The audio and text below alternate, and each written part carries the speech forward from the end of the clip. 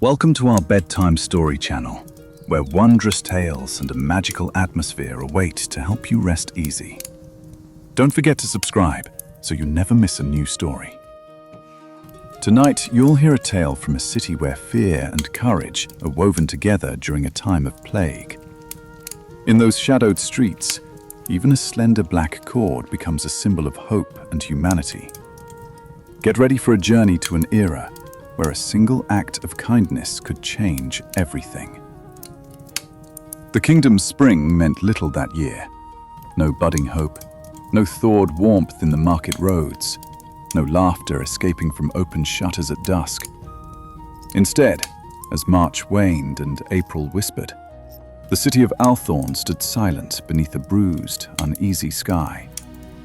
The Althorn River, once called the Mother's Vein by the townsfolk, snaked between the crumbling, timbered houses and reflected only clouds, heavy with threat.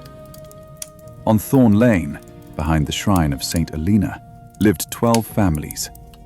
Here, in a crooked two-story house clinging to the shadow of the old city wall, Thomas Weaver waited for work that never came. At 16, he fancied himself more a man than a boy, though hunger gnawed at him no different from his younger brothers. He mended torn wool for the merchant's wife, and, on better days, carried news up and down the hill, from the river market to the bishop's gate.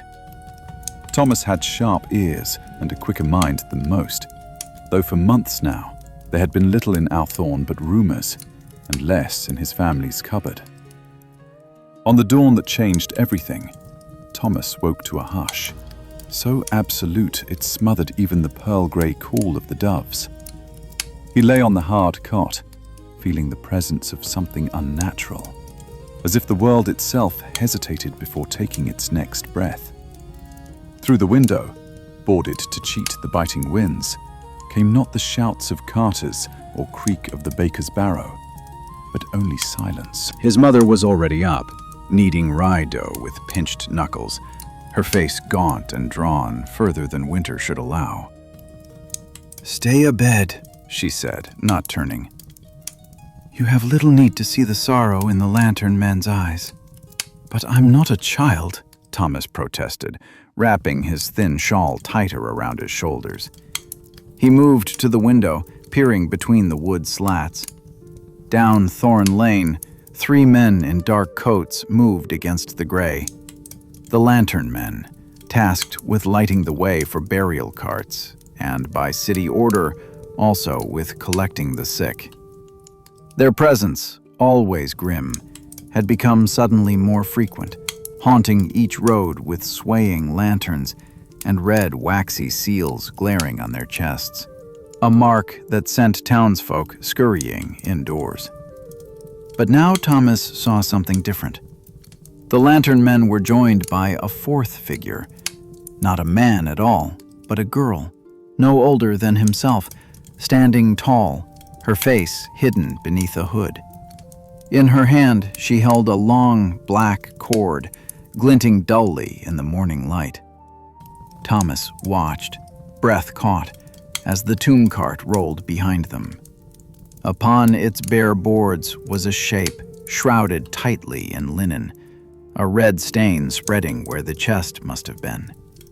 The girl with the black cord knelt at the curbside, arranged the fabric, and tied the cord around the shrouded figure's waist.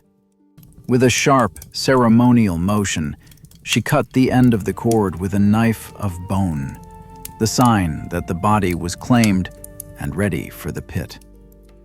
He had heard in whispered tales of the black cord, the symbol that marked not plague alone, but an untimely, suspicious death. It was rumored in Althorn that when the black cord was seen, the city's blood ran colder. For plague alone was terror enough, but murder in plague time was a crime against both God and men. Thomas ducked back from the window. His heart beat an uneven cadence. "Mother," he said, voice wavering, "someone died on Thorn Lane last night." But it's not only plague. The black cord was there. His mother looked at him, lines deepening around her tired eyes. For a second, she seemed about to confide a secret, but instead she only said, "More reason to keep inside. Death walks closer than ever. If you value your soul, you'll not chase after death with your curiosity." She returned to her meeting, but her hands trembled more than before. By midday, rumors flooded the lane in nervous trickles. Some said the dead man was a trader from the river docks, found convulsing in the night with the telltale swelling, a hard lump at the neck turning black as the cord itself. Others pointed to a running thief, chased down by watchmen, struck mad by fever. A third tale, more fantastic yet, whispered of an old merchant's wife who'd quarreled violently with her neighbor over a loaf of bread the evening before. But none could say for sure who had died, nor why a girl, unknown to any, had been with the lantern men. Thomas could not help the curiosity blooming in his chest. He wandered, careful and unhurried, to the lane's end, where the city's modest market stood. The usual hubbub was replaced by a timorous hush. Merchants hawked their goods in hurried tones, faces half shielded behind strips of cloth dipped in vinegar and bitter herbs. A priest in black robes sprinkled holy water on the stones, muttering prayers against pestilence. At the center of the square, a knot of townsfolk craned necks toward the old well, where the city's bailiff stood, nasally voice ringing out. "All citizens, mark well the signs. No entry or exit from Althorn's gates without the bishop's seal. The pestilence carries itself under cloak and cowl alike. Reports will be heard of any new illness. All dead must be delivered to St. Elena's yard. By order of the crown and our own bishop, anyone hiding illness shall be cast out."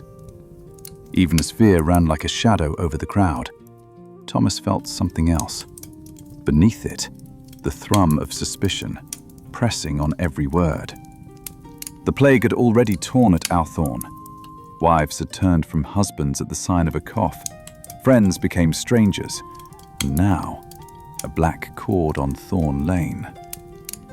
By the well's edge, Thomas recognized old Jeff, once a dock worker, now thin as a rake from months without proper bread. "Oi, Thomas," Jeff called, voice rough with old habit. "Best run home, boy. Trouble sets in. They say the black cord's a sign of vengeance, not sickness. Did your father know aught about it when he was still on the wolds?" "My father knew every man from the bishop's yard to the river," Thomas replied, unable to mask his pride.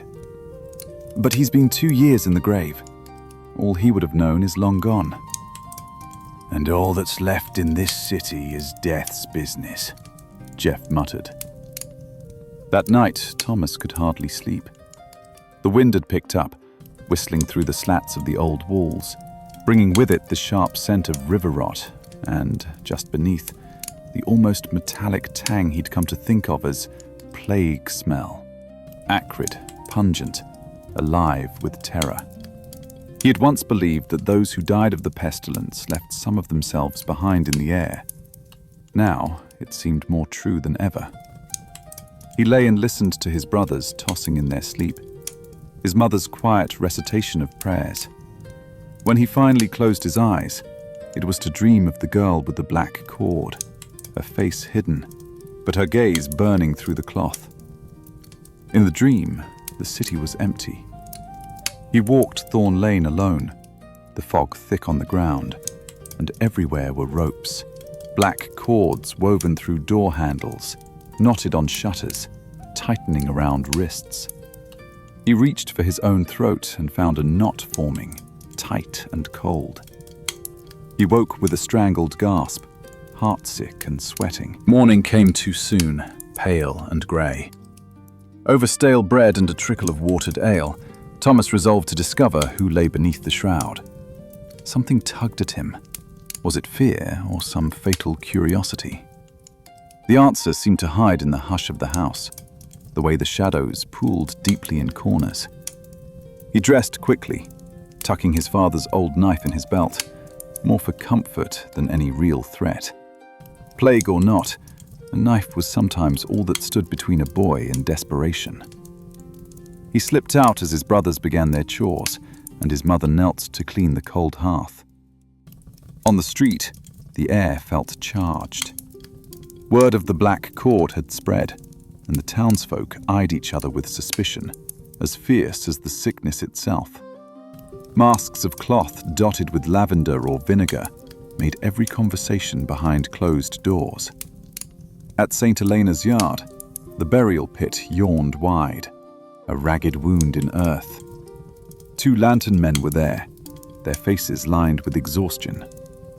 With them stood the girl, now more clearly seen.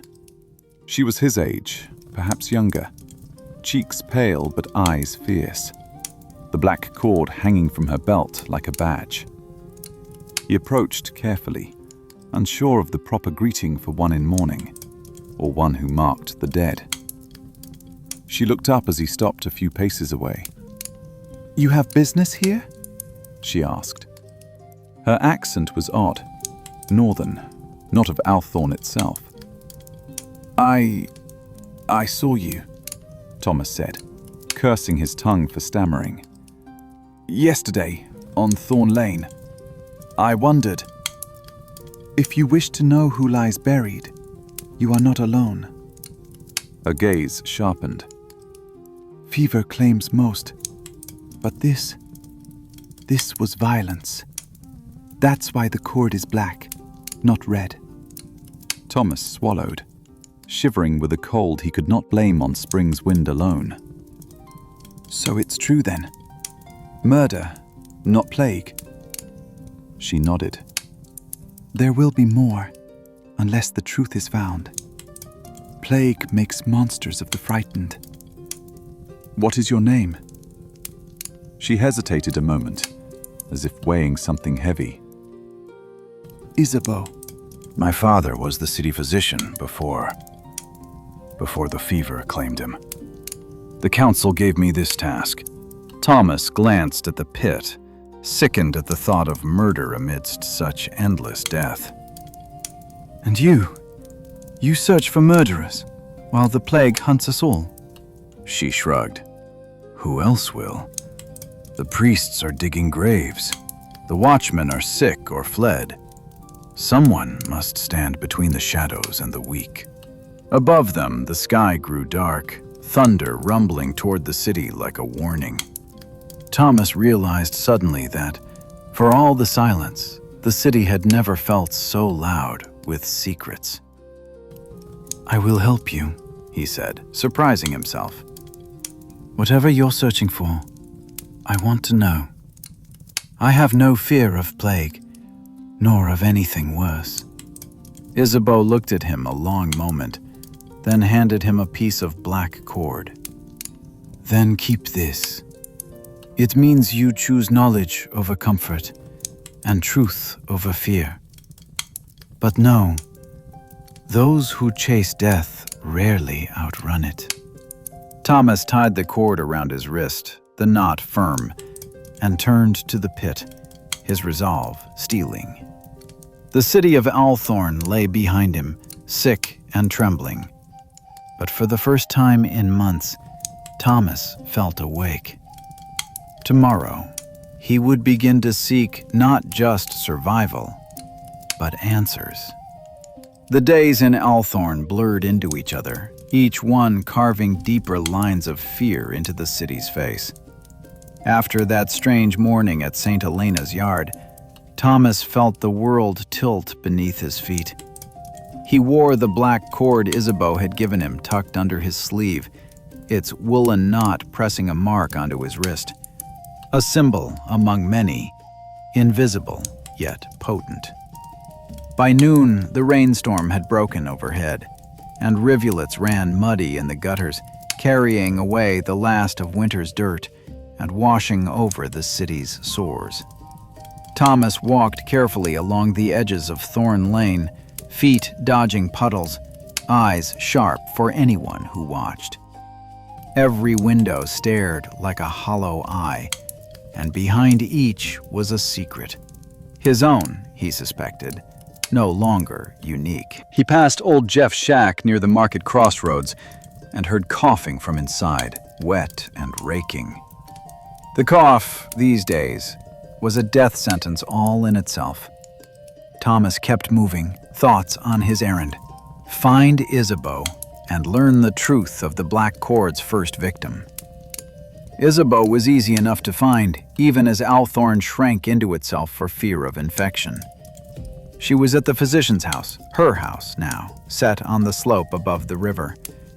It was a sturdy place once, but the shutters hung loose, and the flag of a red cross faded above the lintel. The door opened a crack as Thomas approached, and Isabeau stood framed in the wedge of light.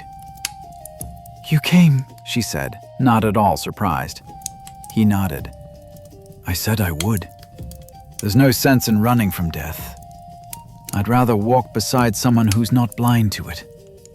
That earned him a faint smile. Inside, the house smelled of rosemary, spoiled wine, and some sharper chemical Thomas couldn't place. Medical books in Latin and French crowded the shelves. On the center table lay a list written in swift, hard script. Names, symptoms, a tally of deaths, a ledger of the city's slow unraveling. Isabeau beckoned him closer. "Look here," she said, pointing to the last row on her page. "This is the man from Thorn Lane. He was listed as a simple laborer. But that's a lie. He wore a merchant's ring." "A ring?" Thomas asked, frowning. "Why would anyone take that? Isn't plague enough to make a man poor?" She considered. "You see the puzzle. Whoever he was, he had enemies, or someone who wanted it to seem that way. No one claims he had family here, yet the ring bore the crest of House Varian. They are not local." Thomas hesitated. "If he's not from Althorn, he's traveled. How did he get past the city gates?" "Good question." She paused, eyes far away. "The city guard is falling apart. Gatekeepers trade passage for a coin or handful of flour, so some strangers slip in." But I ask you, who would risk plague to enter unless there was something worth dying for? The rain battered harder at the shutters, and the room felt darker despite the daylight. Isabeau wrapped her arms around herself. "I checked the corpse before the lantern men sealed him. It wasn't plague that killed him, not at first. The boil on his throat was cut, not swollen by disease. Also, the linen was torn, as if he fought off someone before he died." Thomas felt cold bloom in his stomach. He'd seen the plague's work before. It was quick, ugly, but not stealthy. Murder in the dark, among sickness, seemed a deeper betrayal. "What are you going to do?" he asked. Isabeau looked at him then, her gaze unreadable. "There's a house by the market. Old Lucius the Spicer's, though he's dead these 3 months. Sometimes vagrants sneak in to sleep on the straw, and sometimes others come for reasons less innocent. Last night, someone saw lantern light flicker there after curfew. Will you come?" Thomas nodded, his heart pounding. It's better than waiting for death to knock, I suppose. Isabeau found a small lantern, filled it with oil, and wound a scarf around her face. She handed Thomas a length of cloth, and he mimicked her. They left by the back alley, slipping between gardens where spring's first shoots pushed through neglect. Behind them, the city seemed to recede, as if shadowed by its own dread. Old Lucius's shop was on a narrow street, the signboard swinging from a single nail. Once the shop had smelled of mint, pepper, and cinnamon. Now all that remained was a faint, spicy tang beneath mildew. The windows were shuttered, the main door chained, but the back had been pried open. Isabeau pressed a finger to her lips, and Thomas strained to listen. Was that a rasp of breathing, or only the wind through the broken beams? They eased inside, lantern held low. The main room was stripped near bare. Sacks of sawdust and spent herbs lumped against one wall. A broken stool toppled beside the counter. On the boards, dark stains, long dried, like shadows themselves. In the far corner, a heap of old sacking rustled. Thomas drew his father's knife, feeling the heft shaky in his palm. Isabeau nudged him aside. She whispered, "Whoever's there, show yourself." A pause, then a figure pushed up from the heap. It was a boy, younger than Thomas. His eyes were wild with terror, and his arms, when he raised them, shook. Don't kill me," he cried, voice thin with tears. "I only came for bread. I never meant to see." Thomas and Isabeau exchanged a look. "You saw what?" Thomas asked, voice steady. The boy stammered. "Last night, there were 2 men. They dragged in a third, sick or drunk maybe, and they argued over something. One had a gold ring. There was a knife, and then they left, running, and the one with the ring didn't get up." Isabeau stepped closer, her voice gentler. "Did they see you?" He shook his head, rubbing his sleeve across his nose. "No, I hid behind the sacks. When it was quiet, I looked. There was blood. He tried to get up, but he couldn't breathe. I ran home and told no one. Please, don't send me to the yard." "No one's sending you anywhere," Isabeau said, glancing at Thomas, who nodded. "Did you see what they looked like?" "One was big, with a limp. The other, he had a cloak, like one of the bishop's men, but dirtier." "A limp," Thomas echoed. "That should be easy to find in Althorn, where everyone watched footsteps for signs of plague." Isabeau thanked the boy and told him to stay put until the rain lessened. Then she led Thomas out. In the street, they paused beneath an overhang, breathing in the wet air. "This is a start," Thomas said, feeling hope and dread war within him. A big man with a limp and a churchman in rags. The city's not so big. We could ask at the alehouse. "Tonight," Isabeau agreed. If we wait for daylight, they'll be gone from their usual haunts. They parted ways for the afternoon, Isabeau to tend her records, Thomas to scavenge for bread for his family. He found none, but he did find news. Talk in the square of an argument at the Red Stag Tavern after curfew. 2 men, one favoring his right leg, the other coughing behind his hand. By nightfall, the rain had lessened to a fine mist. Thomas told his mother he would do errands for old Jeff, and she shrugged, too weary to worry. He slipped through the dark, his heart light with purpose, or something close to it. The Red Stag, like all public houses, was quiet. Plague had emptied it, so those who still came were careful, desperate, or both. He found Isabeau waiting in the alley beside the tavern, lantern hooded, her face hidden, but voice familiar. "We go in together," she instructed. "Don't speak unless you have to. Watch their faces. Watch their hands." Inside, the air was thick with smoke and the sour tang of spoiled ale. Only 6 men sat at the tables, all eyeing each other across the shifting candlelight. Among them, Thomas spotted a man with a bandaged foot propped on a stool, jaw set in pain. Isabeau moved with purpose. She approached the barkeep, who recognized her at once as the physician's daughter. "We're looking for a friend," she said. "He wore a cloak with a churchman's trim, last seen with your limping friend." The barkeep's lips tightened. "I've seen neither priest nor thief. Not now, not ever." "Then what's the limp for?" Thomas asked, unable to swallow his question, though Isabeau shot him a warning glance. "Mind your tongue, boy," muttered the man with the bandaged leg. "Better men than you have vanished this month." Isabeau leaned in, voice dropping. We saw a murder last night. Either you help us, or the black cord comes for you too. The council won't care for excuses." At this, a few of the men shifted uneasily. One, an elderly carter, spat into the fire. Don't threaten us with death garlands, girl. The cords come for plenty already. We mind our own. But the man with the limp looked away, knuckles white on his cup.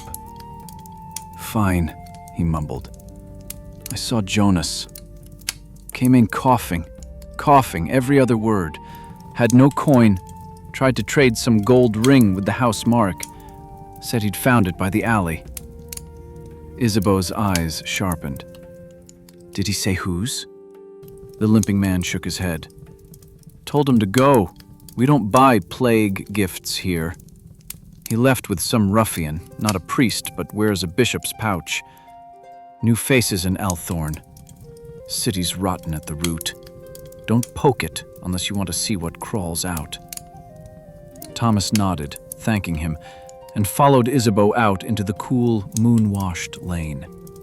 As the door clicked shut behind them, she let out a sigh. "This goes deeper than we thought," she said quietly. A gold ring with a noble crest, two strangers, one acting as if he holds church sway. Someone wanted to silence the merchant, and the city's fear makes it easy to hide the crime. We'll need proof, a witness, or the ring itself. Thomas felt the night watch him, cold and predatory. What if they find us first? She smiled grimly. Then we make the city listen, before we join the rest in the pit. The city of Althorn, battered by fear and rain, seemed never to sleep. As spring pressed forward, so too did the pestilence, creeping from cellar to spire, dragging sorrow on its rotting coattails. Bells tolled more often, and the cries of mourning women echoed through alleys that used to ring with laughter. For Thomas, the world had split into two kinds of shadows, those cast by the plague and those left behind by men. He spent each day torn between dread and determination, clinging to the simple act of living, fetching water, mending shoes, comforting his brothers, while his thoughts returned to Isabeau and the murder that no one seemed to want solved. On the fourth night, after the black cord appeared on Thorn Lane, Thomas crept from his house beneath a sky soft with mist. His mother didn't stir as he left. Exhaustion had finally claimed her in the way even hunger could not. He kissed her forehead and whispered, "I'll bring back hope if I can." Then he slid out into the night, knife and newfound courage his only company. He found Isabeau waiting at the edge of St. Elena's yard. She stood in the wet grass, lantern pooled at her feet, black cord wound tightly around her wrist. When Thomas approached, she looked up, her eyes shining with tired resolve. "The city chokes," she said quietly, as if every syllable might awaken sleeping ghosts. "But the killer, he still breathes somewhere here, behind the walls and shutters." Thomas nodded. "You think he'll strike again?" She shook her head. "I think he already has." With that, she led him through the labyrinth of alleys, back toward the market, past shuttered bakeries and silent shrines. They stopped before the high, narrow home of old Martyr, once the city's best candlemaker. A group of lantern men stood outside the door, heads bowed, whispering. One carried a sealed scroll, another pressed a scarf over his nose and mouth, blinking against the stench that drifted from inside. "Another death?" Thomas asked, dread twining cold through his chest. Isabeau approached the lantern men, a voice gentle but insistent. "What happened here?"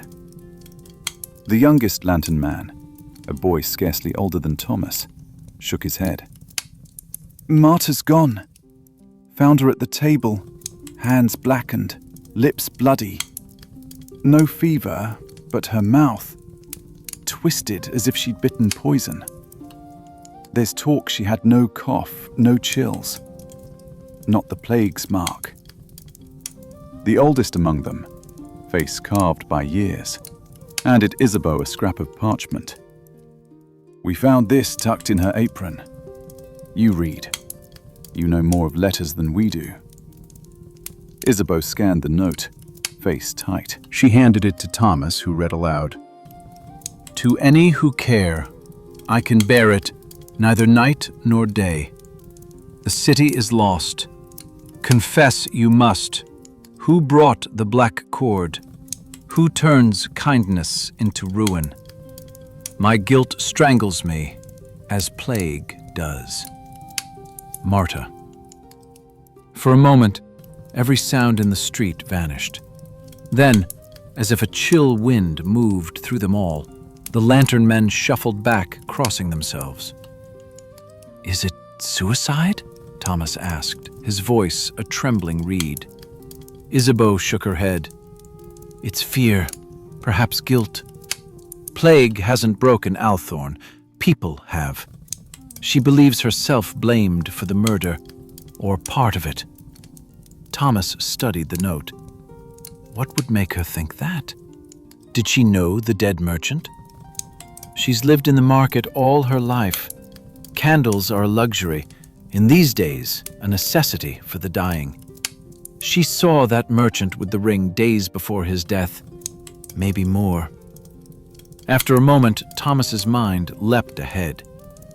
If she helped them, even by accident, selling a candle to one of the killers or passing a message, maybe she thought she'd die soon anyway, or someone made her feel that way. Isabeau's face darkened. There are ways to kill with words as well as blades. She motioned the lantern men inside, and Thomas followed. The house was modest, full of half-burnt tapers and pots of missing wax. Marta lay slumped across her table, her face oddly peaceful. The scent of bitter almond clung to the air. The telltale black cord had been tied around her wrist, by her own hand, or someone else's, they couldn't say. Isabeau searched the room, careful not to disturb anything until the proper prayers were said. In the center of the table, beside Marta's cooling hand, sat a second note, written in a trembling, unfamiliar script. Greater than. You are watched. Secrets bring death swifter than plague. Thomas stared at the words, feeling ice crawl beneath his skin. Someone warned her, he whispered. Or threatened, Isabeau added. Someone who feared she would speak. She wrapped the note in clean cloth and tucked it into her coat. With a glance at the lantern men, she said, Give her a burial as she deserves. Tell the council it was not plague, but despair. And if anyone comes asking after merchants' rings or candle makers, you send word to me or to young Thomas Weaver. They left the house, hearts heavy with a new, darker understanding. Death in Althorn was not only a question of sickness, but now of silence. At dawn, the city shivered in uncertainty. Word raced through the market quarters. Marta's death, the suicide note, the growing sense that the city no longer protected its own. People looked over their shoulders when they bartered for bread, and no doors stayed open after dark. Even the priests seemed to move with haunted eyes, blessing children with trembling hands. Thomas and Isabeau made their way to the riverbank, away from listening ears. There, they pored over everything they knew. So, we have a merchant, murdered with his ring taken, a killer who hides among plague refugees, and now, a woman who dies in terror before she can confess what she's seen, Thomas said. And the notes, one a confession, one a threat. Isabeau nodded. Every time we search for answers, someone's silenced or vanishes. It's as if the city is being purged of its witnesses. They fell silent, contemplating the word. Eventually, Isabeau spoke, voice brittle as frost. My father used to say that, in a time of plague, danger comes in 3 shapes: the disease, the wolves it calls in from the dark, and the fear inside your own walls. Thomas thought of his own house, how small and fragile it seemed. He longed for comfort, but comfort was gone from Althorn, replaced by resolve. He looked to Isabeau. Then we hunt these wolves. If they silence witnesses, we act quickly. First, the big man with the limp. He's known at the tavern. Maybe his wounds need tending. Plague or no, injuries get seen. Isabeau nodded. There's an apothecary left by the Bishop's Square, the old man, Pierce. He sees every wound, every cough. We'll go at dusk. They scattered for the day, Thomas to his chores, Isabeau to tend the growing sick. In the hours before sunset, the city seemed to curl inward, as if bracing for another loss. At dusk, the apothecary's shop glowed dim behind warped glass. The sign, poppy and sage leaf, creaked on its tether. They slipped inside, faces hidden behind vinegar cloths. Piers, half-blind and ancient, worked by scent as much as sight. The room was thick with the smells of tinctures, lavender, sulfur, sweet wine, and old sweat. Thomas greeted him carefully. "Have you treated anyone for a limping leg? The sort who might have come in after tackling a ruffian?" Piers's sunken eyes probed their faces. "You're Isabeau's girl. And you look like trouble brewing, so say your business." Isabeau pulled the black cord free, sign of the council's grim trust. "We need truth, Piers. The man you tended, what is his name?" Piers grumbled, but fear of the plague matched the threat of the council. "Name's Roderick. Brought here 2 nights back, hobbling. Said he fell in the mud, but his bruises had the shape of fists and boots. He'd been in a brawl, sure as saints. Paid with a silver mark and a bishop's coin pouch, if you're curious." "Is he ill?" Thomas asked, hoping for an advantage. "Not plague sick. Feverish, yes, but not the telltale swellings. Wants laudanum for pain. I've not seen him since yesterday. Perhaps holed up at the stews near the docks. The city's rats fled there before the pox." Isabeau pressed a coin into Piers's cracked palm. "If you see him again, send word to Thorn Lane. No lies, old friend." As they left, the sounds of evening rose over the city. Even from the apothecary, shouting could be heard drifting from the distant taverns, panic and anger coiling together in the dusk. Thomas whispered, "If Roderick is involved, and if he has the ring or knows who does, we need to catch him before the city purges the next witness." Isabeau's eyes blazed. "Then we search the stews tonight. The plague won't wait for daylight, and neither can we." Side by side, Thomas and Isabeau went out into the growing dark, past silent windows and shuddering hearts, chasing shadows through the dying city, each step drawing them closer to the truth and deeper into danger.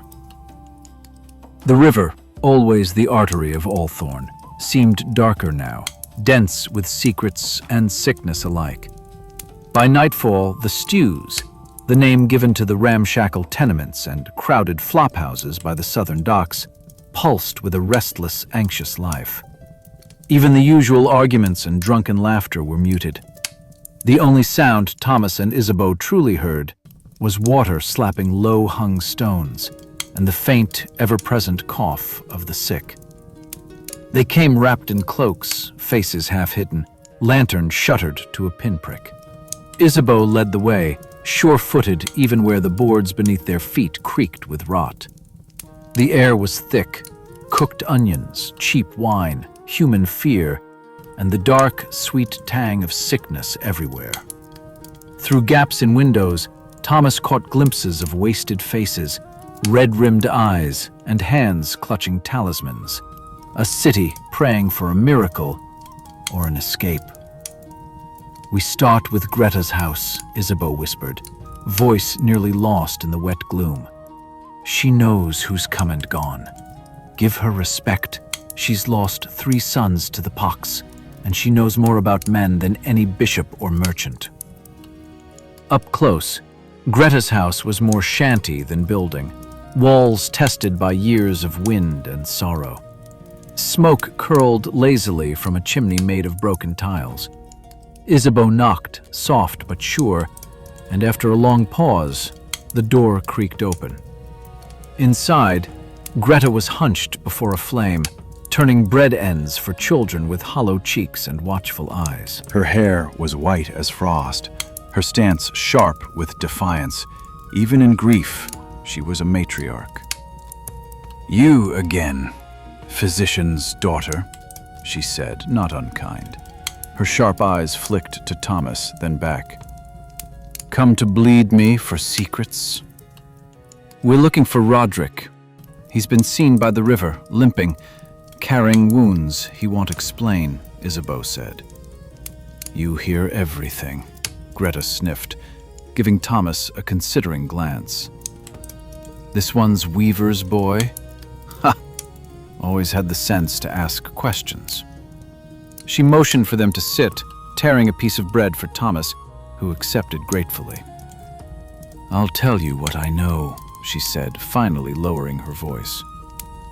"Roderick came here last night, paid me for stew and a cot, said he was fleeing men with lanterns, afraid of both plague and people.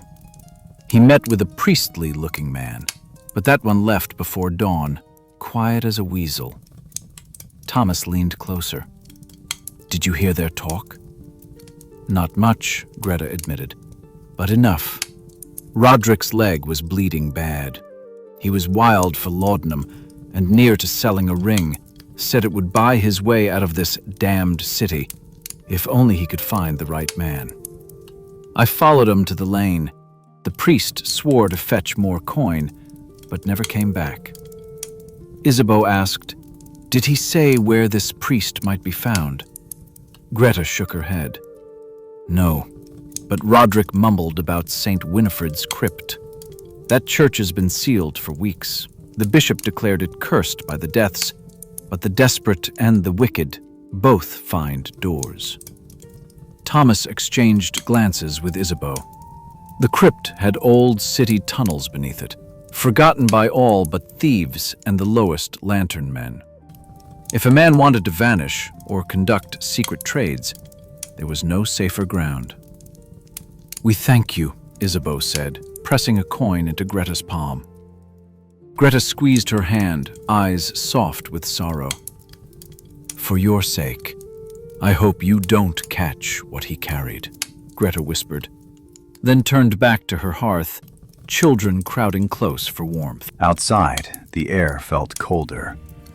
Together, Thomas and Isabeau wound through the twisting paths toward St. Winifred's. The city's southern edge here looked half abandoned. Mold grew thicker in doorways, and every shadow seemed to pulse with unspoken warning. The church stood beneath a shell of scaffolding, windows boarded, its once proud bell silent under layers of dust and rain-bleached linen. A row of prayer ribbons, knotted for lost souls, fluttered in the night breeze. Thomas ran his hand lightly along the stone. Once he'd believed the church unassailable, a fortress against all evil. Tonight, it looked more like a tomb. They made their way to a side door, half collapsed. Inside, the nave was empty, pews stranded in dust, the altar stripped bare. At the far end, iron grates blocked the crypt-descending stair. Isabeau produced a slender knife and passed it through the old lock until it clicked open. Down into darkness. The crypt was a cavern of forgotten saints and stone coffins, air heavy and still. Their lantern made halos on the walls, throwing shadows that jumped and flickered. Near the rear, a cluster of old prayer mats had been pulled aside, half concealing a trap door. Isabeau crouched and pressed her ear to the wood. "He's below," she whispered. "Heard him cough twice." With practiced care, she lifted the hatch.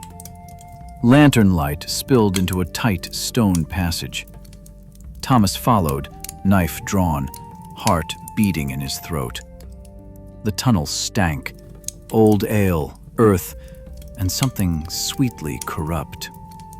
At its farthest point, a figure crouched amid bundles of cloth and old wine jars.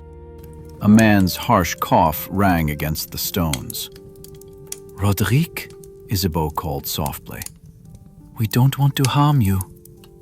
Roderick spun, knife in hand. His hair was slicked to his temples, sweat running past eyes clouded with pain.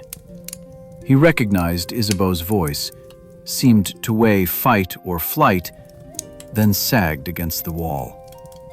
"I saw you at the apothecary's," he rasped. "You're after me for the merchant's death?"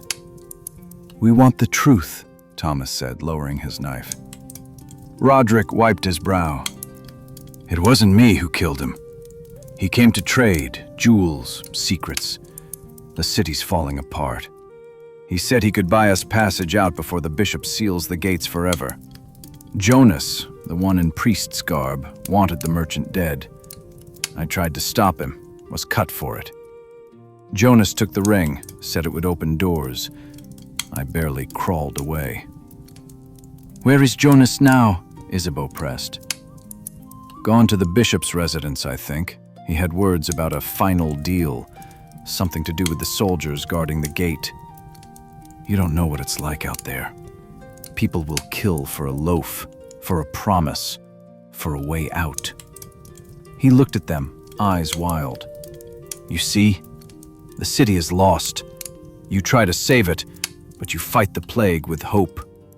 Better to be done with hope." Silence threaded through the crypt, heavy and cold. Thomas looked at Isabeau.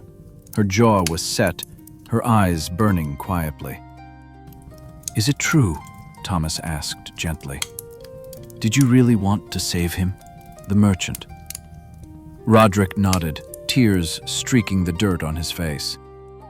"I'm no one's hero, but I didn't want to be a murderer." Isabeau tucked her black cord away. "If you want forgiveness, you must come with us, to the bailiff to confess. Give what names you can.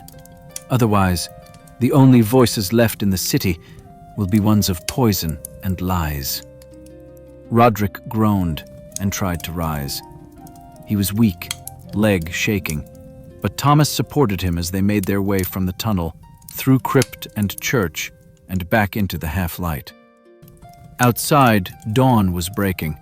The sky brushed with pale rose and gold. Bells tolled, this time for another gone to the pit. But for the first time, Thomas felt the weight of choice. Althorn might yet be saved from something darker than plague. Isabeau's face glowed with early sunlight, her mouth set in a fierce line. "We go to the bishop," she said. "If Jonas means to buy his way out with blood and gold, we'll be there to meet him. He thinks Althorn has no law, but there are still people willing to stand for it." The city awoke around them, chaos just beginning anew. But in that single quiet hour, 2 young souls and a shamed friend began the march toward justice, uncertain of victory, but sure at last of purpose. Morning light crept over Althorn, peeling away the last silvery traces of the night's storms. The city was awakening, haggard and suspicious, every door opening with caution, every step careful. As Thomas, Isabeau, and the limping Roderick hurried through the narrowing lanes, the bell from Bishop's Gate began its slow, ominous toll. They skirted the marketplace, shadowed stalls and watchful faces, and pressed on toward the bishop's residence. Behind its iron gates, The old manor and chapel sat on a rise, newly guarded by men in makeshift armor, pressed into service by fear rather than oath. The palisade was ringed with red banners, the city's seal stamped upon them, but the fabric looked thin as the hope in many eyes. Roderick leant heavily on Thomas, pain turning his face as pale as the morning mist. In the courtyard, council clerks bickered over lists of the dead, and 2 city guards blocked the carved entry doors, spears crossed. "We've come to see the bishop on urgent business," Isabeau announced, her voice strong despite their bedraggled appearance. One guard, stout and pockmarked, glared at her. "Council don't take visitors unless you bring a bishop's seal, or you're on the dead cart." Thomas reached into his sleeve, pulling free the black cord. "We speak for those murdered in the plague's shadow. The council will want to hear before blood is paid in the street." The mention of murder brought tension to every stance.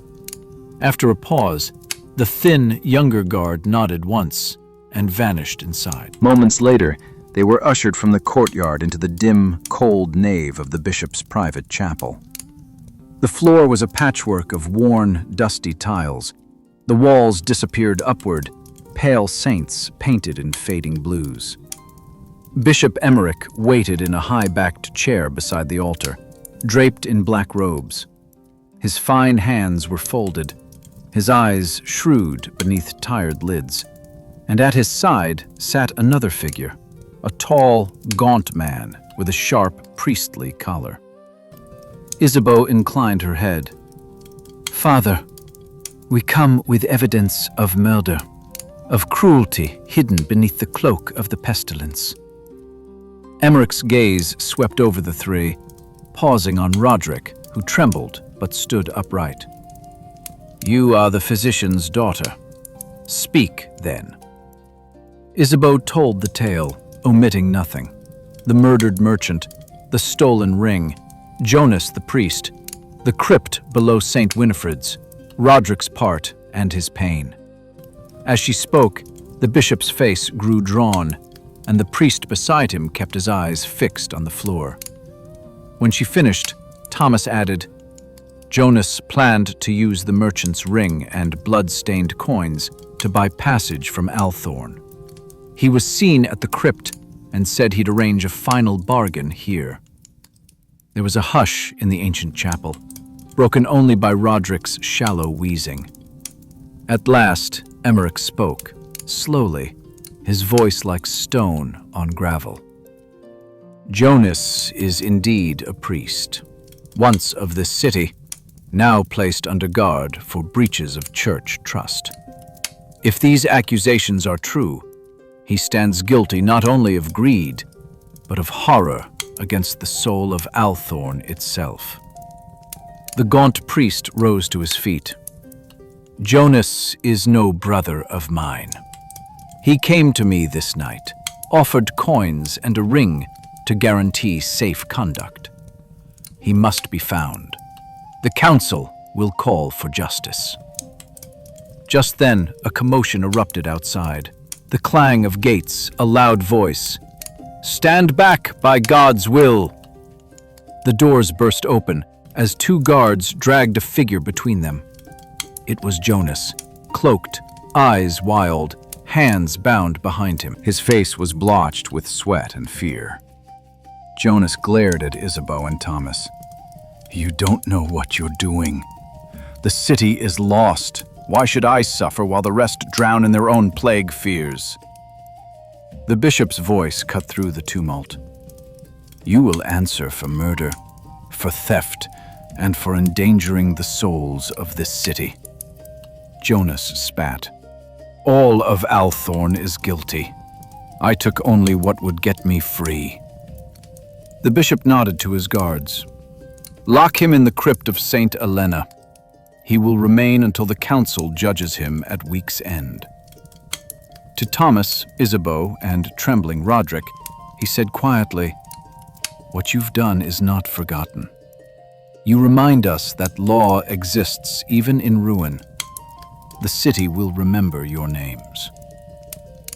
Outside, morning poured new gold upon the rooftops. The city was unchanged in its sorrow, but Thomas felt a burden ease from his shoulders. As they crossed the square, Roderick slumped on a step, head in his hands, and sobbed quietly. Relief or grief, Thomas could not say. "You did the right thing," Isabeau said, kneeling beside him. Roderick shook his head. "I did what I could. But my own hands, the ring, the blood, will that ever wash away?" Thomas offered him a handkerchief, the only comfort he could give. "We do what we must to survive, but some of us choose to stand against the dark, even when it seems hopeless." As the city came to life, crying children and arguing vendors in every breeze, Isabeau gently squeezed Thomas's arm. "We survived the night. Maybe that's the highest hope we can dare." He nodded, thinking of his family, the silent streets, the countless names on Isabeau's ledger. For the first time in many days, the sound of the bells spoke not only of morning, but perhaps, just perhaps, of a future. Word traveled swiftly through Althorn. The murderer caught, judged, and locked away, the bishop's mercy at last stretching to common folk. For a day and a night, the city breathed more easily. On the streets, though, the shadow of the black cord lingered, a reminder that human dread had teeth sharper than any disease. Thomas rose at dawn on the day after Jonas's capture, his bones aching with exhaustion, but his heart lighter than before. At the family fire, his younger brothers looked at him with new respect, as if survival itself was bravery. His mother silently poured him a bowl of watery gruel and squeezed his shoulder in gratitude. There was, for once, a moment of quiet peace, the ordinary beauty of bread, voices, and sun through the soot-streaked window. After the simple meal, he slipped from the house, determined to fill this rare day with something more than hunger and fear. The market, once haunted by whispers, brimmed with cautious life. Merchants dared to display bolts of cloth, shriveled apples, even a little cheese behind glass, cracked but clean. News spread from tongue to tongue. Roderick, the limping accused, had confessed not to evil, but to self-preservation and regret. Some pitied him, others spat after his name, the city's division as deep as its wounds. Isabeau found Thomas by the well at mid-morning, her usual grave expression softened with hope. "There will be no more blood for a while," she said quietly. "The court means to try Jonas, but the council has demanded grain for the poor, not more gallows. The bishop listens now that he's seen what silence breeds." Thomas nodded. "And Roderick?" "He'll serve his sentence tending the sick in Bishop's Field instead of swinging from the city gate. I called for mercy, and so did the lantern men who cared for the dead." She paused, then grinned, rare and genuine. He cried when they told him, "Maybe forgiveness is rarer than bread here." They walked together through the sunlight, thin but golden, passing the baker's door where a line formed for the first fresh loaves in days. The air was still dangerous, everyone wary of coughs and strangers. But children dared to play in the alleys. Even the bells rang out with less sorrow. And yet, beneath relief, Thomas sensed a new kind of uncertainty. For every whisper of justice, there lingered a plea for comfort, for old certainties. Food, safety, kindness, all cost more now in plague-ravaged Althorn. Lawless men, finding their dark purposes unfulfilled after Jonas's capture, shifted to quiet extortion. Church officials, shamed by scandal, became both stingier and more self-important. As the pair paused beneath an almond tree, petals drifting at their feet like misplaced snow, Thomas gave voice to his thoughts. The city is different, even if people pretend otherwise. Your black cord, it's become a warning, but also a banner. Are you still willing to bear it? Isabeau's eyes were serious. Someone must. Every day brings new grief, another fever, another missing girl, a lost loaf here, a stolen hope there. But I'd rather mark truth than hide from it. We watched the city's real sickness, fear and greed, grow in silence. Now at least there's someone to call it by name. She slipped the remaining twists of black cord into his hand. Will you carry it too, Thomas? Not as a sign of fear, but as a promise. He looped a length around his wrist. The knot was uncertain but strong. Yes, but I'd rather it become a sign of hope, not only mourning. They laughed quietly, the sound rising into the fragile spring air. Work in Althorn did not stop for victories or sorrow. As noon warmed the city walls, Thomas was summoned to the lantern men's quarters, where the caretaker, a wise woman named Elia, called for help delivering medicine to isolated families.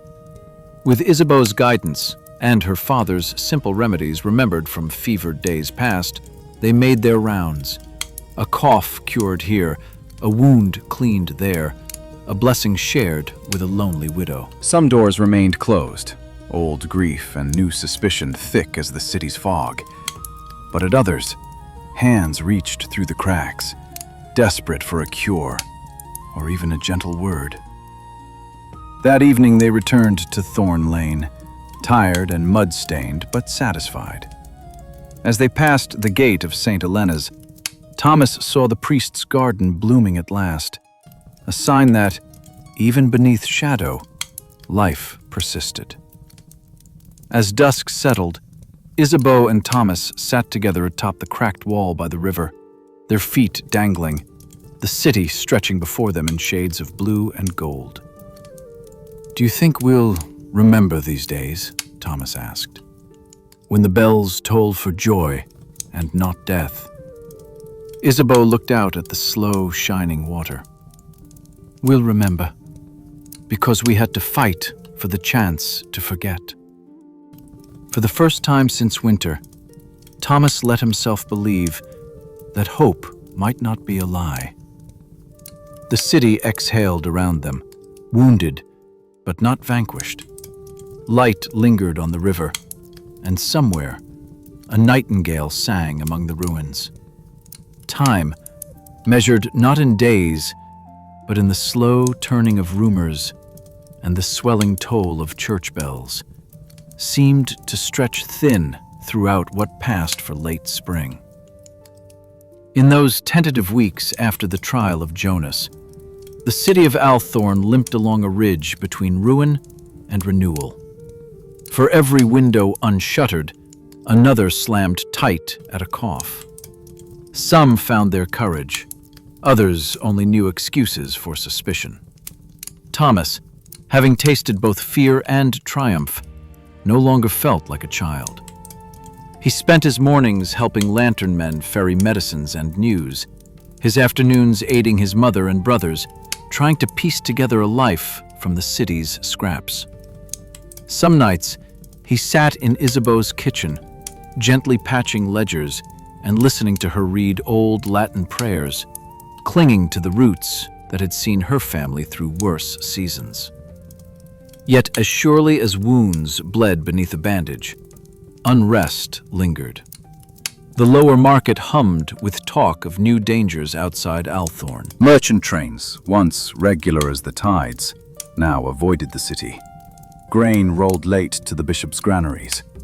From the south, soldiers bearing unfamiliar colors were rumored to be quartered just beyond the old road. A war somewhere distant, pushing refugees ever closer to their plague-struck walls. On the second Sabbath after the bishop's judgment, the city awoke to find red smoke rising against the dawn, distant but undeniable beyond the river. Rumor blazed through the lanes before the first bell. A village burnt, survivors running, some bearing terrible sickness. By midday, townsfolk gathered in the square, voices fraying with panic. The gates must hold! Cried an alderman, his voice shrill as a gull. We can't turn away those in need, Countered the bishop's acolyte. The pox will return if we open to strangers. Others hissed. Isabeau, standing among the knot of lantern men, turned to Thomas. This is how it begins again. Out there is desperation. In here is fear.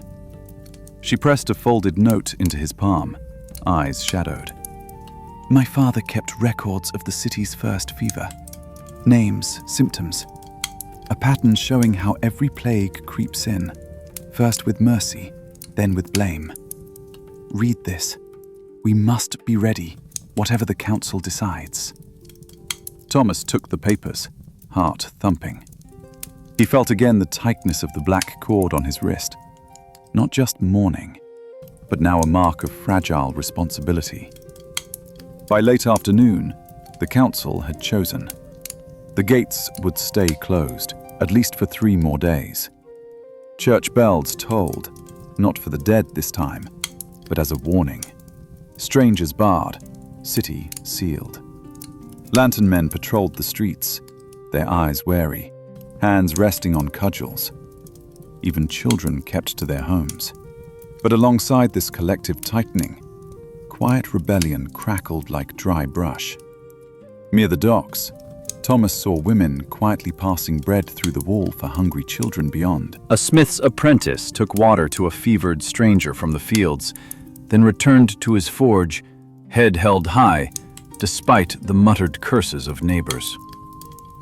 That night, Thomas and Isabeau met in the shadow of St. Winifred's, the old church echoing only with their soft footfalls.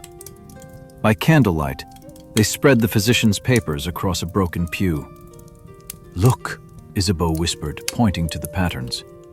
The first days, the circle of sickness wasn't only the dying, it was those forced to choose, share food or lock their doors, help strangers or protect their kin. Thomas stared at the list of names, some now familiar, others already vanished. It's happening again, isn't it? New plague or just new fear. A city isn't built from stone, but trust, she answered quietly. Now trust is fraying at every seam. What do we do, Thomas? Whatever we can, he said, voice steadier than he felt. Wherever kindness is possible, we choose it. We become the cord, yes, a warning, but one that binds folks together before they unravel. They parted after the candle burned low, walking separate streets toward home, beneath a moon glazed by red smoke. That night, before sleep, Thomas tied the black cord anew about his wrist, not as a sign of loss, but as a silent promise, a thread of hope stretching across the wounds of Althorn, fragile but unbroken. The following days in Althorn brought neither clear victory nor utter defeat, only the uneasy truce of a city under siege, not by an army, but by its own doubts. None who lived through it would ever forget the smell of closed gates, the echo of unanswered bells, or the tension wound tight as a drawn bowstring over every conversation. Thomas moved restlessly through this charged world. Each day found him somewhere new, delivering bread along the quieter courts, carrying messages for council scribes, kneeling beside Isabeau in the halls where the sick were laid out in rows, herbs and hope their only medicines. Now the lantern men deferred to him, not just as a helper, but as a bridge between angry townsfolk, frightened refugees, and those like Isabeau who still clung fiercely to the idea that mercy was the city's last defense.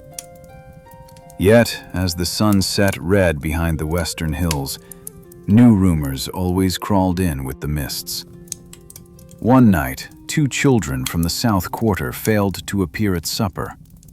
By dawn, the truth spread. They had slipped through a crack in the city's wall to bring water to sheltering refugees and fallen prey to fever. The council erupted into angry debate. The bishop's hall rang with accusations and appeals.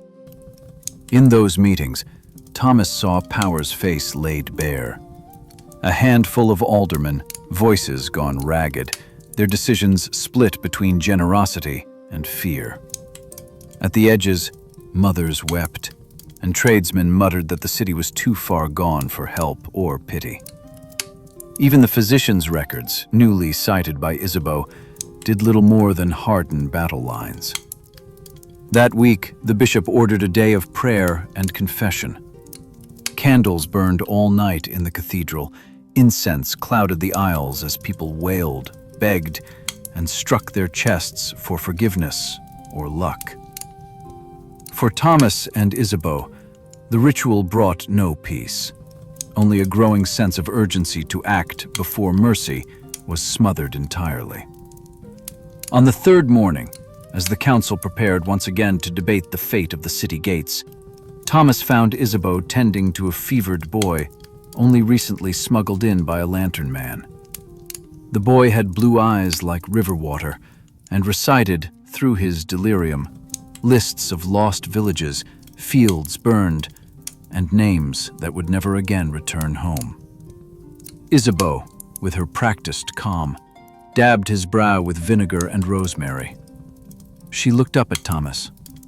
"If the council closes its heart much longer, the city will rot from the inside." Your mother once said, "A starving man forgets his neighbor. A dying man forgets his name." Althorn mustn't die that kind of death. Thomas wanted to ask when things would feel normal again, but normal belonged to a world that no longer existed. Instead, he helped Isabeau gather more broth for the sick and watched as, around them, a patchwork alliance sprang up. Candlemakers, lantern men, orphaned apprentices, and stubborn traders, all refusing, in small ways, to give in to the council's verdict. The young messenger, who now wore his own black cord, brought news to Isabeau. A group of townsfolk were ready to risk council wrath and lower baskets from the northern wall at midnight to feed the stranded refugees on the other side. "That is kindness," Isabeau whispered, a fierce pride in her gaze. "That is how the city survives."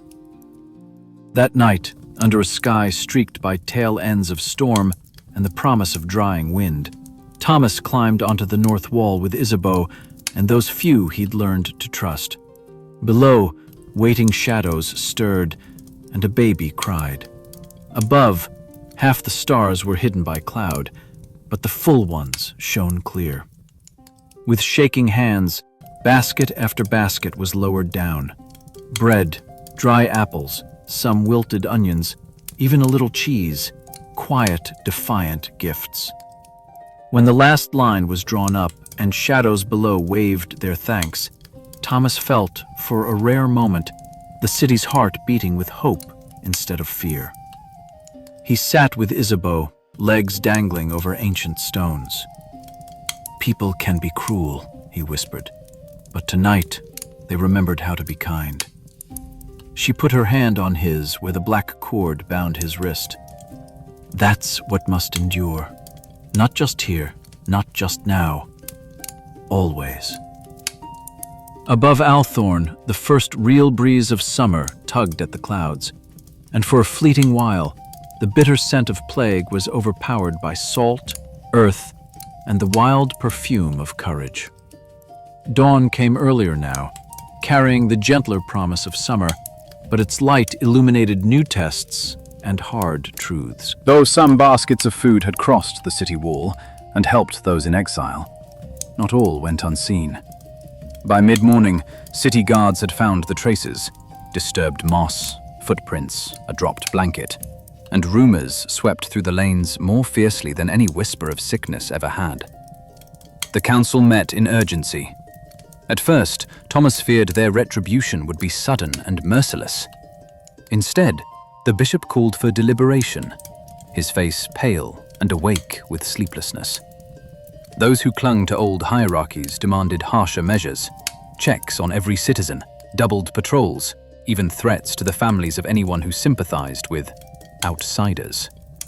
In the square, fear and hope clashed side by side, louder than the market cries. Isabeau, summoned with Thomas and 2 lantern men to give account, spoke little. But when she did, she spoke for many. "There are no outsiders in a city dying of hunger and memory," she said, her quiet voice clear as a bell. "Today we are tested. If we forget mercy, we lose more than bread or bodies. We lose Althorn itself." It was a risk. For hours, she and Thomas waited outside the council hall, nerves raw, listening as voices inside rose and fell. They talked in low voices with other allies, women who had lowered baskets, young men who had fetched medicinal herbs for strangers. "If we are punished," Thomas said, "at least it will be for doing what's right." Isabeau gave a thin smile. "For being alive when most would turn to stone." Evening came before a verdict was reached.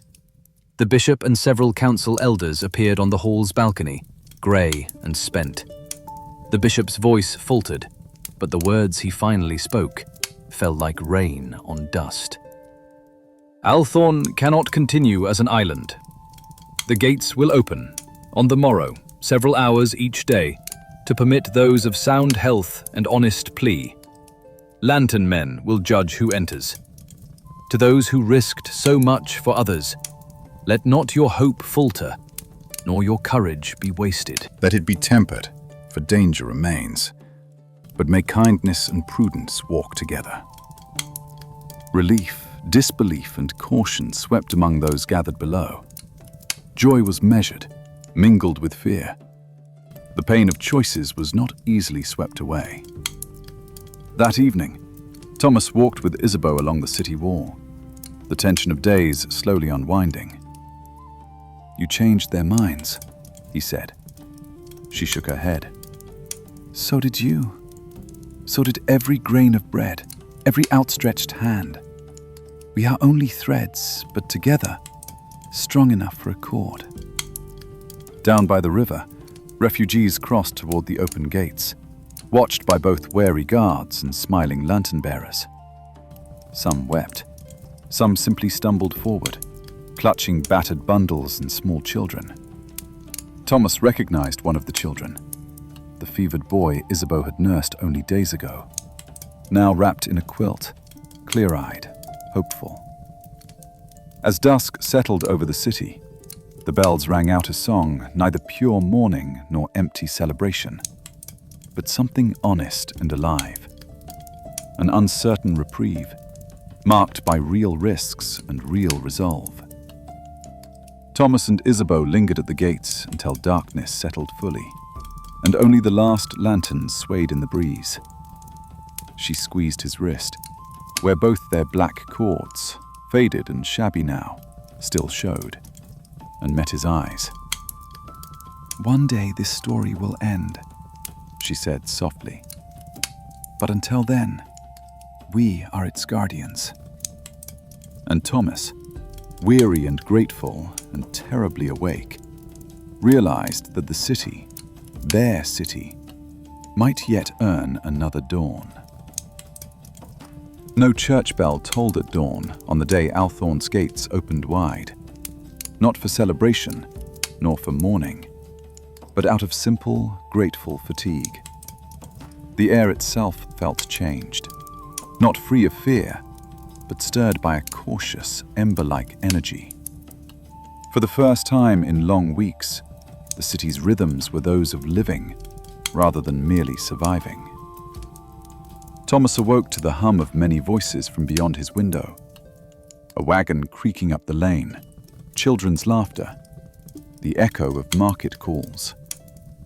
His mother, stirring porridge by the hearth, looked a little less worn, her eyes bright as she pressed bread into his hands.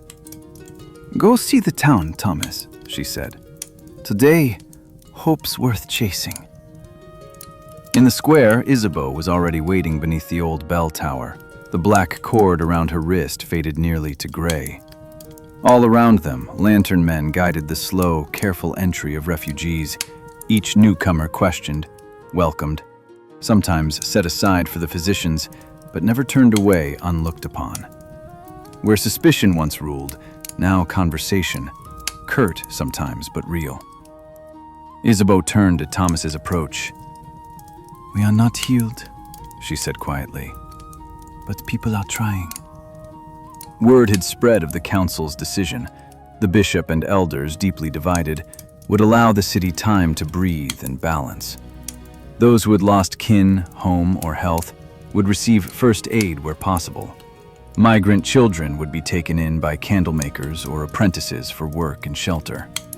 Those who had risked punishment for kindness, like Thomas and Isabeau, were quietly, if awkwardly, thanked rather than condemned. The black cord now was no longer just a mark of sorrow. Children wove it through their hair with beads. Bread sellers tied it to baskets as a sign, "Let none here starve unseen." Isabeau smiled when she saw Thomas notice these scattered knots. "Your idea caught on, you know. Or maybe the city simply remembered it would rather be saved." They spent the morning among the crowds, helping a shivering widow find her nephew, carrying baskets for a blind craftsman, translating the harsh dialect of a northern shepherd for the harried guards. A dozen times they answered the same question, "Is it truly safe now?" And answered honestly, "No, but it is safer together." For Thomas, every moment was a rush of memory. The first death cart on Thorn Lane, Isabeau's shadow in St. Elena's yard, their terrified descent into crypts and alleys, the bitterness of loss and the strange, persistent bloom of hope. The weight of his black cord felt different now.